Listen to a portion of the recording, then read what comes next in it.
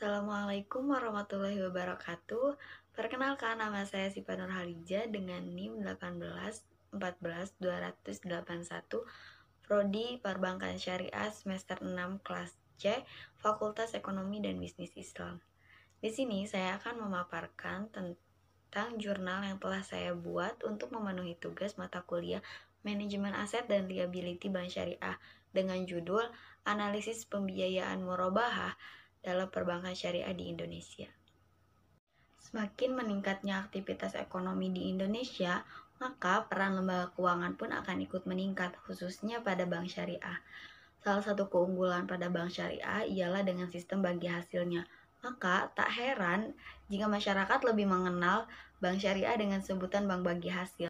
Namun pada kenyataannya, dalam perbankan syariah sendiri tidak didominasi oleh pembiayaan mudharabah, melainkan lebih didominasi oleh pembiayaan murabahah. Salah satu penyebabnya adalah karena pada sistem pembiayaan murabahah sendiri, sistem penentuan marginnya itu sangat-sangat transparan. Mengapa bisa demikian? Karena pada pembiayaan murabahah, untuk harga pokok dan juga keuntungan itu disepakati oleh kedua belah pihak. Murabahah sendiri adalah di mana penjualan barang oleh seseorang kepada pihak lainnya dan dengan pengaturan bahwa penjual tersebut memiliki kewajiban untuk memberitahu si pembeli harga pokok dari barang yang ia jual tersebut. Dengan begitu, maka bank syariah sendiri dapat menentukan sebesar apa, lebih ke dapat memprediksi sebesar apa keuntungan yang akan didapat. Kemudian untuk pembayaran angsuran pada pembiayaan murabahah ini dapat dilakukan secara tunai ataupun tangguh.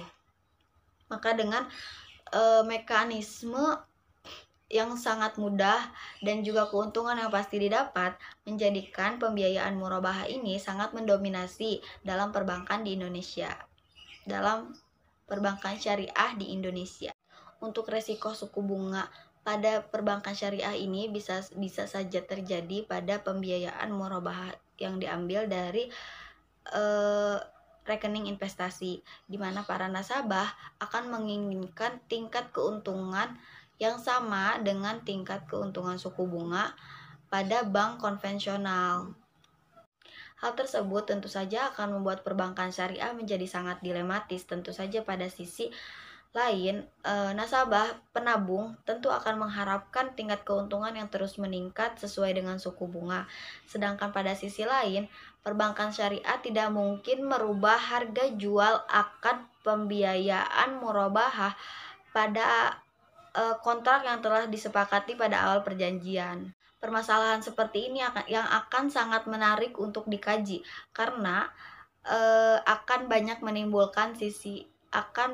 menimbulkan kesan negatif pada perbankan syariah, di mana bank syariah sendiri akan lebih mengutamakan faktor bisnis atau keuntungan dibandingkan pada sisi syariahnya, karena bank syariah sendiri harus mencapai target yang sudah ditetapkan oleh perusahaannya.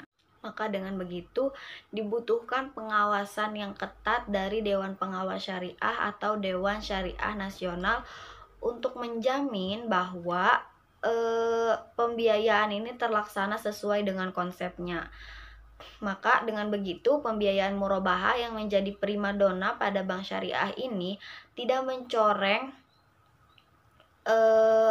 atau juga dapat menjaga wibawanya pada perbankan syariah, sehingga akhirnya pada akhirnya tidak menimbulkan kesan bahwa perbankan syariah ini sama saja dengan perbankan konvensional. Baik, cukup sekian pemaparan jurnal yang telah saya buat. Kurang lebihnya mohon dimaafkan karena kita masih sama-sama belajar. Wallahu muwaffiq ila aqwamit thoriq. Wassalamualaikum warahmatullahi wabarakatuh.